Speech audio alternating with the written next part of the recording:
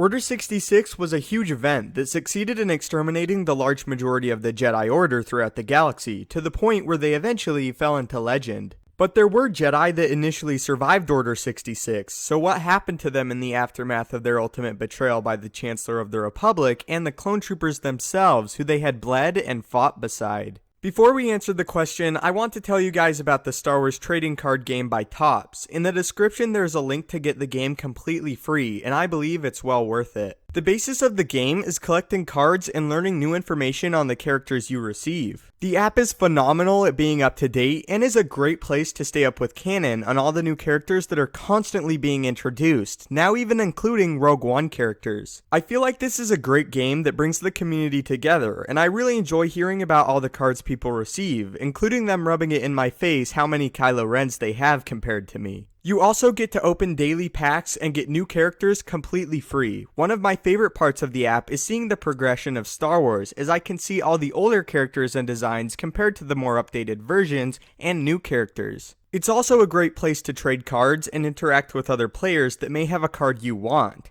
As of now, Rebels Ahsoka has been the card I've really been looking for, so if you get her, be sure to let me know. Tell me on Twitter and in the comments which cards you get in your first pack, as I would love to hear. Again, you can play and get daily cards free of charge, so why not just try it out and see if it's something you might enjoy. Anyway, let's go ahead and begin with answering the question. After Order 66, most of the Jedi Order was destroyed, but there were Jedi that managed to escape the initial commencement of the Jedi Purge and went into hiding across the galaxy. Although Sidious had successfully taken control of the Senate and transformed the Republic into the Empire, the threat of the Jedi still remained, and he knew exactly what to do about them. Sidious realized that even with the immense strength of the newly formed Galactic Empire, the Jedi were still around and were the biggest threat to its rule. In order to keep the Jedi subdued, Sidious required additional help, which is why he quickly constructed a smear campaign for the Jedi Order as an entirety. Since the Jedi no longer had a voice to defend themselves, Palpatine painted the picture of a manipulative order of individuals who had fallen into arrogance and pride and wished to seize control of the Republic and Senate in a grab for power. Palpatine explained that the plan of the Jedi was just barely discovered in time to stop it, and that in the process they even attempted to assassinate him and left him scarred and disfigured. He explained to the Senate and the people of the galaxy that the Jedi had become warmongers and wanted the war to continue in an attempt to eventually take over. What Palpatine essentially did here was turn the people of the galaxy against the Jedi, to the point where any appearance of a Jedi would be reported directly to the Empire. The people became not only fearful of the Jedi, but hateful towards them, as in their minds they were responsible for the hardship that came with the Clone Wars. Many Jedi themselves became disheartened as they witnessed their order crumble before their eyes and lost their way, hiding away in secret and becoming consumed by darkness and fear.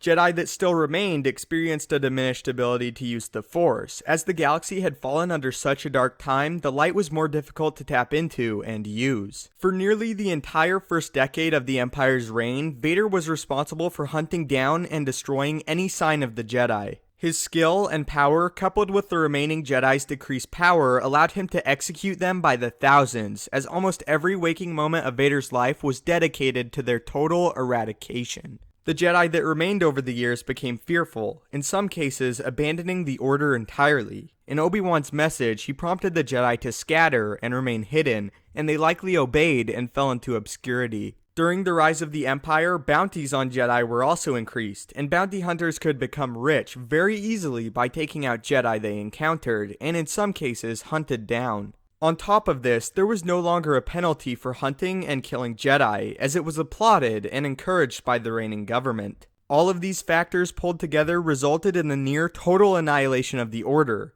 Vader also began training other Force sensitives in the ways of the dark side to specifically learn how to kill and track down Jedi. Some of his students were even former Jedi themselves, and were eventually deemed Imperial Inquisitors. As the Empire progressed, Vader was commissioned to become involved in other matters non-Jedi related, such as rebelling worlds or attempting to stomp out the new growing threat of the Rebel Alliance. During this period, the Inquisitors largely adopted the hunting of the Jedi and mainly took Vader's place, as although the reemergence of Jedi had become a rarity, it still posed a significant threat to the rule of the Empire. These Inquisitors in a lot of cases would threaten innocents to draw Jedi out of hiding, or create false messages intended to lure Jedi to a desired location, where they could then be dealt with.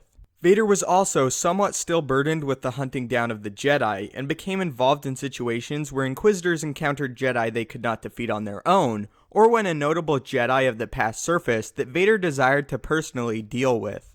Along with this comes the obvious, that in the early days clones and later stormtroopers were under orders to kill Jedi on sight, and the vast numbers of the Empire became too much for the remaining pockets of Jedi that survived the initial purge. So to answer the question, a lot of things contributed to the near extinction of the Order, including swaying public opinion and Vader constantly killing remaining members. To be a Jedi was the most dangerous thing in the galaxy, and the Empire actively sought them out to destroy them for nearly 2 decades. So tell me what you think. What do you consider to be the biggest reason the Jedi largely died out? Was it the state of the galaxy, Vader, maybe the Inquisitors?